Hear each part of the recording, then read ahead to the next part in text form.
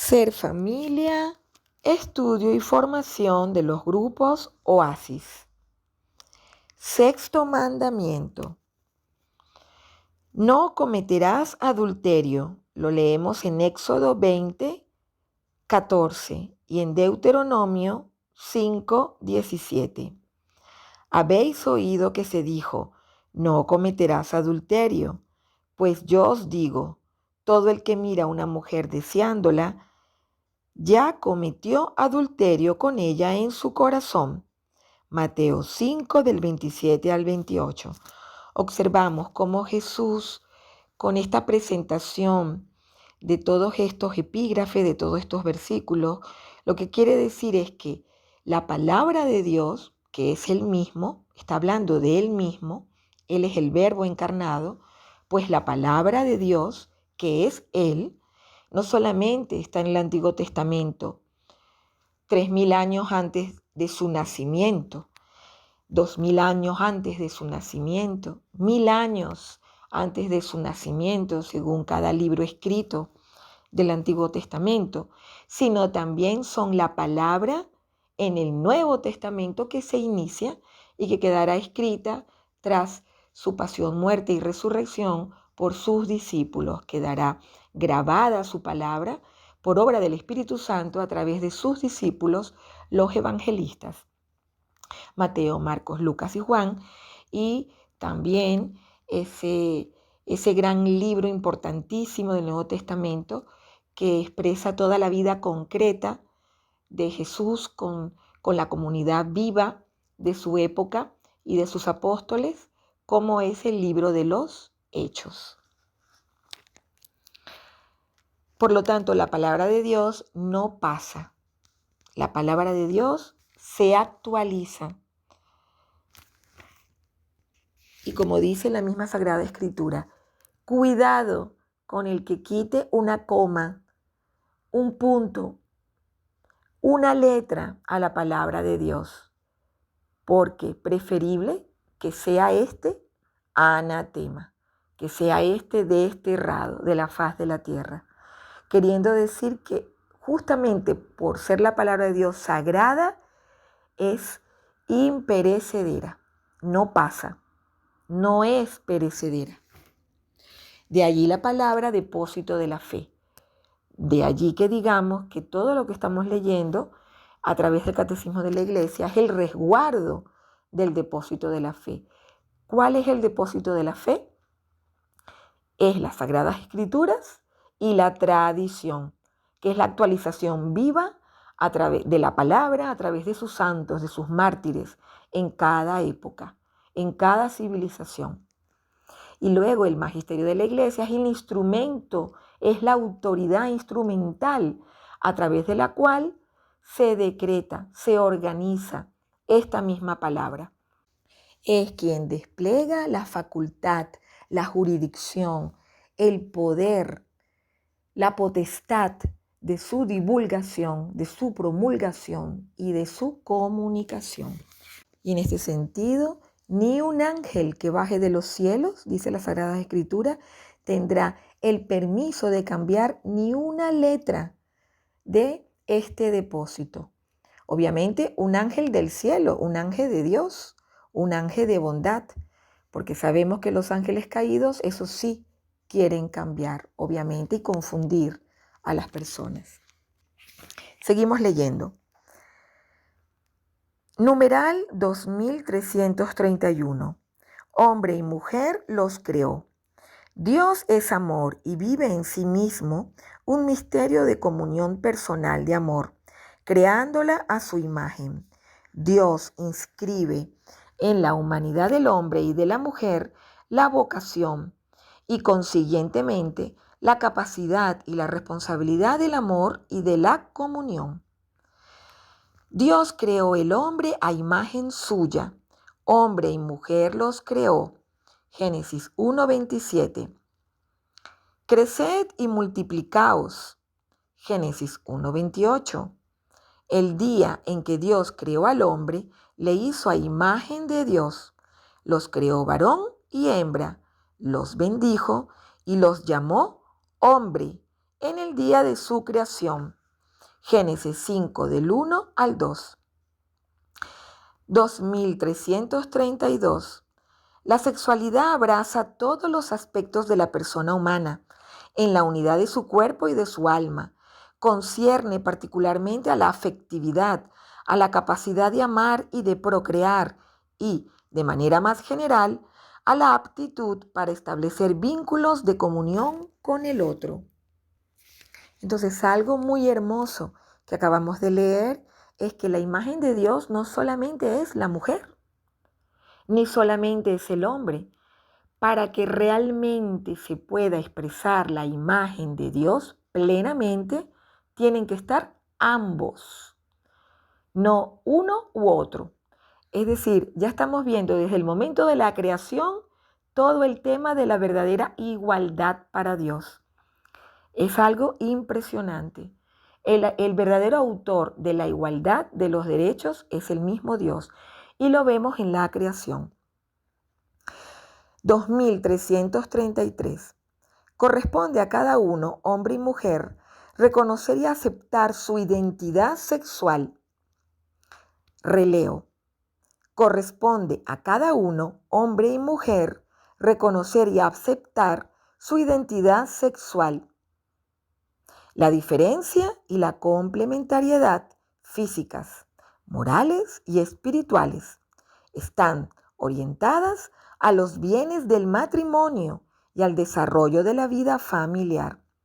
La armonía de la pareja humana y de la sociedad depende en parte de la manera en que son vividas entre los dos sexos la complementariedad, la necesidad y el apoyo mutuo.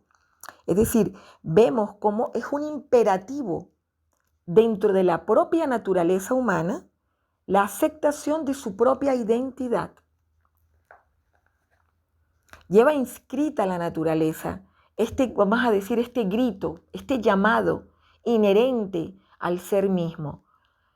Aceptarse como Dios te creó en la naturaleza misma. Vemos, porque aquí nos pueden saltar millones de ideas, millones de pensamientos.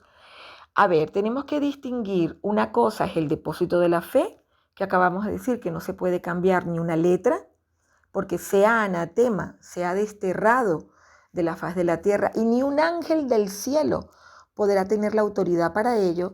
Y otra cosa es lo que promulga, en este caso estamos en 21 de noviembre del 2023, para esta época, para este momento, estamos hablando en cuanto a la emisión de los artículos de fe, de las encíclicas, de los documentos de motus propio, del Papa Francisco, etc. Y otra cosa es el llamado que hace el Papa hacia la actitud pastoral de apertura, en donde la iglesia tiene que ser ese gran hospital donde todos estamos llamados a entrar, todos estamos llamados a ser amados, todos estamos llamados a ser purificados. Si entramos en un hospital, como dice el Papa Francisco, es como tiene que suceder en un hospital, para curarnos, ¿verdad? Bien, entonces hay que distinguir lo pastoral de la teoría propiamente dicha, que es de la que decimos que no puede ser cambiado.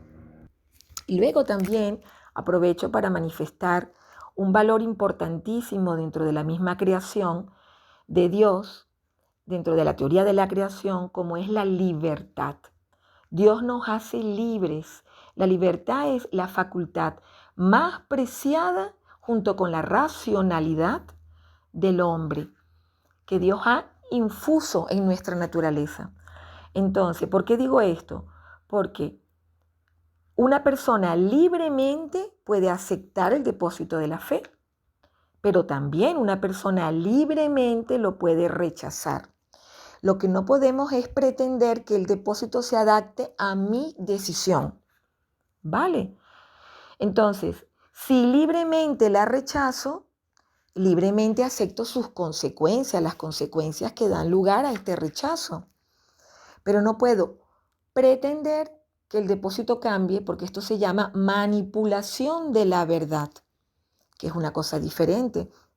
Entonces, algo que tenemos que respetar sobre todas las cosas es la libertad. No toda persona al escuchar esto puede aceptarlo. Entonces, tenemos la libertad de seguirlo o de no seguirlo. Entonces, es muy importante que tengamos esto en cuenta, ¿vale? No podemos adaptar la verdad a nuestras necesidades físicas, naturales, a nuestras necesidades fisiológicas, a nuestras apetencias, a nuestros gustos, a nuestras pasiones. Porque esto iría en contra de las bienaventuranzas, por ejemplo. Ahorita muy brevemente nombro la primera de la que recuerdo muy rápidamente, por ejemplo, la sexta bienaventuranza, bienaventurados los puros de corazón, solo ellos verán a Dios. Yo no puedo transformar esta escritura porque no me conviene, no corresponde a mis apetencias y entonces tengo que cambiar no solamente la coma, no solamente una letra, sino el concepto y decir bienaventurados los impuros porque ellos entrarán y verán el rostro de Dios. No sé si me explico. Entonces es muy importante, el respeto de la libertad lleva a aceptar que yo puedo rechazar este depósito y también lleva implícito el que otros puedan seguirlo. Lo que no puedo es rabiar, descorazonarme, envidiar, celar a aquellos que sí quieren seguir este depósito. Y entonces comenzar una persecución de este depósito, persecución de estas personas y persecución de la iglesia, que es lo que sucede hasta llegar al punto de quemar iglesias y convertir por gracia de Dios, porque al final esta persecución nos convierte en mártires y tenemos la novena bienaventuranza. Bienaventurados los perseguidos por mi nombre, porque ellos heredarán el reino de los cielos. Entonces, no puedo cambiar la bienaventuranza según mis pasiones y mis orientaciones, de mi concupiscencia, de mis deseos naturales, acuciantes, sensuales, sexuales, y decir, bienaventurados aquellos que se adaptan a las apetencias de sus amigos. Ellos heredarán el reino de los cielos. Es que no sé si se entiende la magnitud, la gravedad de la manipulación que algunas personas, muchos las conocemos, muchos son amigos nuestros, no solamente están en los medios de comunicación, no solamente están en los partidos políticos, no solamente están dentro de asociaciones sociales, jurídicas, económicas, nacionales e internacionales, sino que muchos son vecinos nuestros, muchos son miembros de nuestras familias. Entonces tenemos que decir una y mil veces, si no aceptas el depósito, sigue tu camino. Vale. Ahora, pastoralmente, estamos todos llamados al hospital. No hay nadie que tenga una superioridad moral a otro. Nadie. Porque hasta la misma Virgen María, Madre de Dios, dio ejemplo de ello, diciendo, he aquí la esclava del Señor, hágase en mí según tu palabra. Siendo inmaculada, se humilló, se hizo la última. Entonces así tenemos que ser todas las personas que buscamos la santidad verdaderamente, de corazón, a través del corazón, un corazón contrito, un corazón arrepentido, tener la conciencia que no tenemos un privilegio moral sobre nadie ni sobre nada. Como la misma madre. Si la misma Madre de Dios, siendo inmaculada, se colocó de última, en este sentido la iglesia pastoralmente tiene que convertirse en una gran puerta de hospital. Y lo que yo no puedo hacer es entonces cambiar no solamente la coma, vuelvo y repito, la letra, sino toda la oración y decir, en el caso de la Virgen María, he aquí la soberbia del Señor, hágase en mí según mi palabra. según mis deseos, según mi orientación, según mis caprichos, que encima sabemos que pueden variar, porque sabemos que también hay un concepto en cuanto a este libertinaje que es fluido y que hoy puede ser una cosa, mañana puede ser otra, etc. Y otra cosa importantísima que también hemos leído en el artículo 2333 es que estas dos distinciones que el mismo Dios inscribe en la naturaleza humana están llamadas a la unidad. Y dice a través del matrimonio. Es decir, Dios crea el matrimonio y es uno de los 7 sacramentos.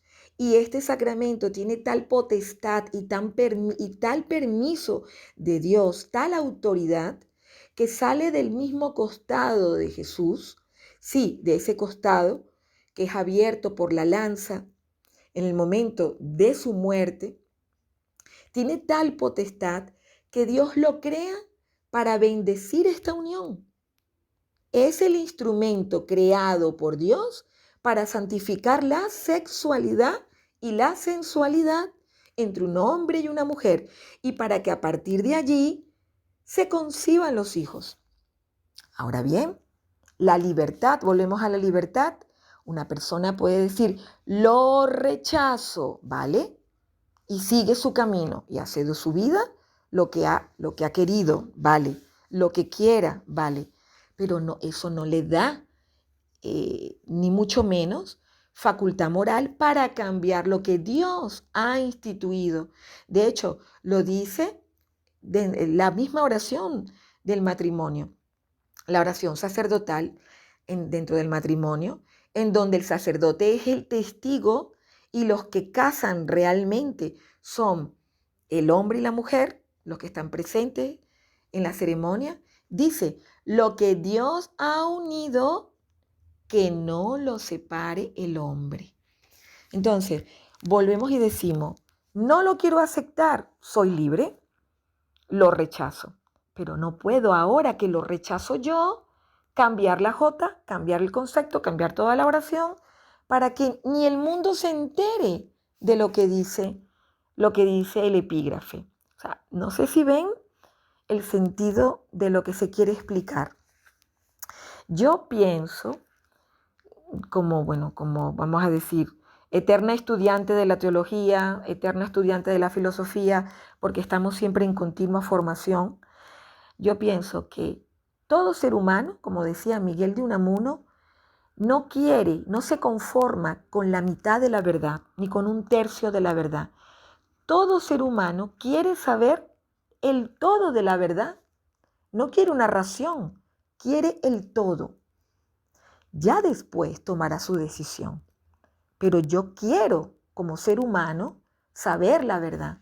Esto me recuerda una gran amiga que cuando ella estaba pues en su vida un poco alocada, un poco esta vida por la que muchos hemos pasado en algún momento de nuestros episodios vitales, momentos llenos de pecado, momentos en donde no tenemos la claridad del valor que tiene la búsqueda de la virtud, el valor del esfuerzo, de la disciplina que requiere alcanzar el cielo a través de la práctica de las virtudes. Y esto ya lo decía Aristóteles, que no era creyente en el 380 antes de Cristo, y lo decía Platón.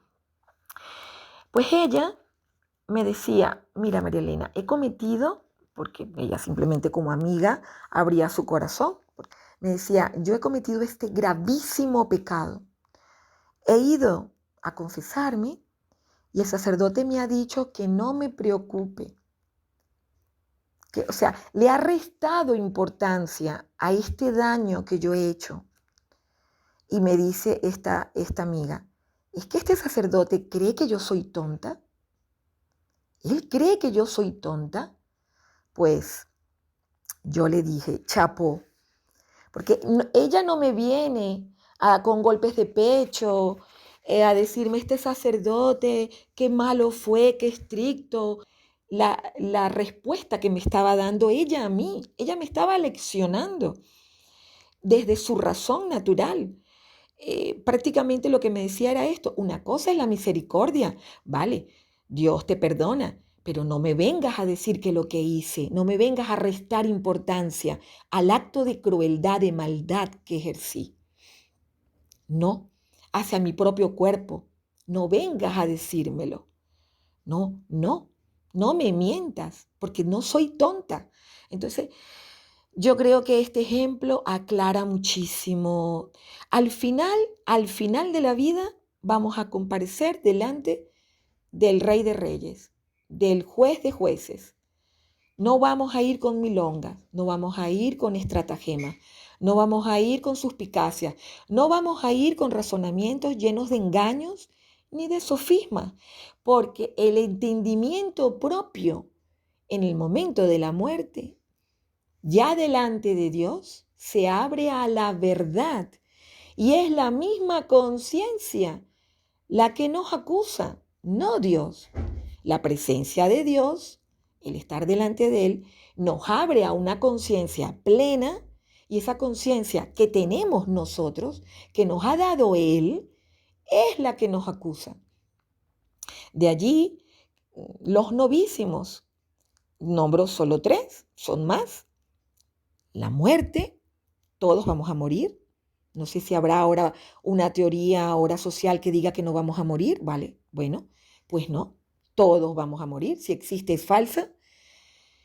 Existe después del momento de la muerte el estado del cielo, donde todos queremos ir, todo católico, y donde toda persona podrá ir, aunque no haya conocido a Dios por sus obras, pero tienen que ser obras en la verdad, en la pureza, no en la falsedad. No en el daño al prójimo. Vale. Por lo tanto, el novísimo de la existencia del cielo. 2, el novísimo de la existencia del purgatorio. 3, el novísimo de la existencia del infierno. Entonces, no olvidemos esto, porque es que al final nos vamos a enterar. Igualmente nos vamos a enterar, ¿no? Entonces, como dice también las Sagradas Escrituras, que el pecado del otro, la responsabilidad de su acción y de su consecuencia recaiga sobre el otro, porque se lo hemos dicho con amor, con caridad, con paciencia, pero se lo hemos comunicado, y al comunicárselo, y lo que simplemente estamos es leyendo el depósito de la fe, ese mal ya no recaerá sobre nosotros, sino sobre la propia persona, que no ha querido cambiar, que no ha querido enmendarse. Entonces, la verdad, y estoy citando a Miguel de Unamuno, ahora acabo de citar un escritor español, como pocos, dentro de esa valiosísima época, conocida como la generación del 98 en España. 2334. Creando al hombre varón y mujer, Dios da la dignidad personal, de igual modo al hombre y a la mujer. Vean cómo ya nos habíamos adelantado antes con la explicación y ahora lo dice expresamente. El hombre es una persona y esto se aplica en la misma medida a ambos, hombre y mujer, porque los dos fueron creados a imagen y semejanza de un Dios personal. ¿Por qué dice un Dios personal? Porque Dios se hizo hombre, Dios se hizo Jesús. Jesús es la segunda persona de la Santísima Trinidad. Entonces somos imagen y semejanza. ¿A quién? A esa segunda persona de la Santísima Trinidad. Y también imagen a esa Santísima Trinidad en donde Jesús está en familia con el Padre y con el Espíritu Santo. Es un misterio insondable. Por más que lo queramos explicar, lo único que queda en el corazón después de escuchar esto es gracias.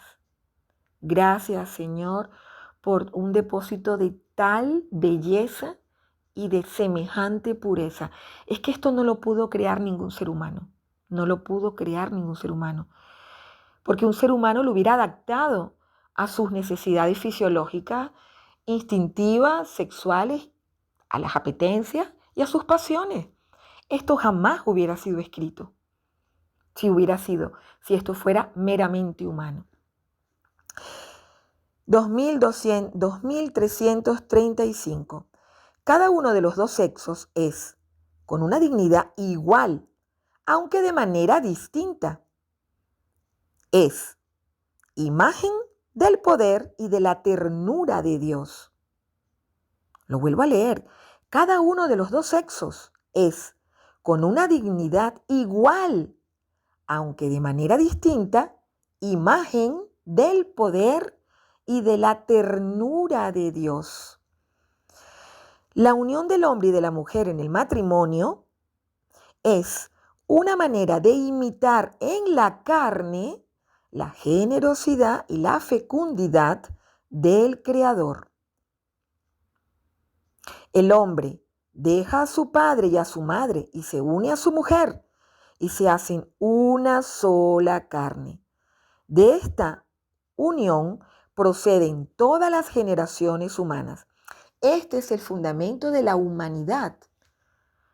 Este es el origen de la procreación. Este es el origen de que el ser humano todavía subsista, de que el ser humano no se haya erradicado sobre la faz de la tierra, que ha correspondido desde el momento cero de la creación a este proyecto inscrito en su ADN. Hombre y mujer los creó. Y es encantador, como dice la Sagrada Escritura, cómo el hombre y la mujer responden según el llamado de Dios a una dignidad y a una ternura específica. Por ejemplo, podemos recordarlo, cómo hay una diferencia en ese rol de padre y madre, cómo la madre ejerce un rol, una ternura, una mano de seda en esa autoridad que tiene el padre, ¿verdad? Y como ambos son importantísimos. Eso no quiere decir que el padre no sea tierno, ni que la madre no tenga una autoridad firme. No quiero decir esto. Pero como la misma Sagrada Escritura introduce este tono de delicadeza, de delicadeza, en esta distinción también inscrita en el ADN con la creación. Es maravilloso. 2336. Jesús vino a restaurar la creación en la pureza de sus orígenes. Jesús vino a restaurar la creación en la pureza de sus orígenes. Y hasta aquí, hasta esta primera línea del numeral 2336, queremos hasta aquí dejar este primer estudio, porque terminamos como comenzamos. Es decir, todo lo que se ha dicho lo viene Jesús a repetir, a confirmar. Él viene a repetir esta inscripción en la naturaleza humana, llamados a la pureza. O sea, dicho muy brevemente, 5 años de teología, dicho en una línea. Ciertamente, Adán y Eva pecaron, fueron abandonados, fueron desterrados y enviados a la tierra, fueron sacados del paraíso. Pero Jesús en su infinito amor como proyecto de la redención, ya su Padre eterno, por medio del Espíritu Santo, en ese seno de la Santísima Trinidad, ya tenía pensado este plan B de restaurar esta pureza original que había sido desdeñada, pisoteada por Adán y Eva. Y en Jesús recobramos este llamado a la pureza. Por eso Jesús nace de la nueva Eva que es María. Y por eso vuelve Dios a dar esta segunda oportunidad, esta nueva Eva, María Inmaculada. Y por eso Jesús es el nuevo Adán, este Adán ahora inmaculado que no fracasa en su proyecto, que mantiene su sí hasta la cruz. Por eso dicen, Jesús cargó con nuestros pecados, con todos, pero Él no aceptó el pecado. El profeta Isaías en las Sagradas Escrituras dice, se hizo como un gusano, como un guiñapo humano, producto de la tortura, del pecado del hombre, pero Jesús no aceptó el pecado. Se unió en todo al ser humano, a sus dolores, menos en el pecado. Y también esta restauración de la pureza, a lo que estamos explicando, también lo podemos ver en el momento en que Jesús está a horas de morir, a escasas horas de morir. Tiene los dos ladrones, uno a su izquierda y otro a su derecha, Jesús en el centro. Y el ladrón llamado Gestas le dice: mírate cómo estás, tú eres Dios, ¿por qué no te salvas a ti mismo? Y con eso nos salvas también a nosotros. Claro, no perdía la posibilidad de, de ser salvado por Dios, pero no quería abandonar su pecado, la falsa misericordia. En cambio, ¿qué hace el buen ladrón llamado Dimas, que llamamos el buen ladrón, que la tradición ya lo proclama santo? ¿Qué hace San Dimas? Dice: pero ¿qué haces? Le reclama al otro ladrón, al que no quería, el que quería misericordia gratis, sin él arrepentirse, sin un corazón contrito, la falsa justicia, la falsa misericordia. Le dice: pero ni tú, que estás sufriendo el mismo suplicio de Jesús, ¿no temes a Dios? Y luego se dirige a Jesús: Jesús, apiádate de mí, acuérdate de mí cuando entres al reino de los cielos. El verdadero arrepentimiento. Ese es el buen ladrón, ese es el buen pecador, ese es el verdadero hospital que es la iglesia. Y Jesús, que le dice: y te aseguro que hoy entrarás conmigo al reino de los cielos. Entonces Jesús viene a restaurar esa pureza. Somos libres. No obliguemos a la iglesia a aceptar cosas que el mismo Señor no aceptó. Jesús comió con pecadores. Él lo dijo: vine por los pecadores, pero Él no se volvió por ello pecador. Y es por eso que, así como comenzamos, estaba escrito en el Antiguo Testamento: el hombre que se va con otra mujer y está casado, está poniendo este ejemplo. Hay muchos otros, pero está poniendo este ejemplo. Es un adúltero, pero dice, no solamente porque lo practica, lo lleva a cabo, sino por el pensamiento ya pecó. Es decir, es un Jesús que es exigente y que nos lleva a un cambio de raíz, de pensamiento y de corazón. Pues que Dios y la Santísima Virgen nos ayude a comprender las verdades de nuestra fe. Amén.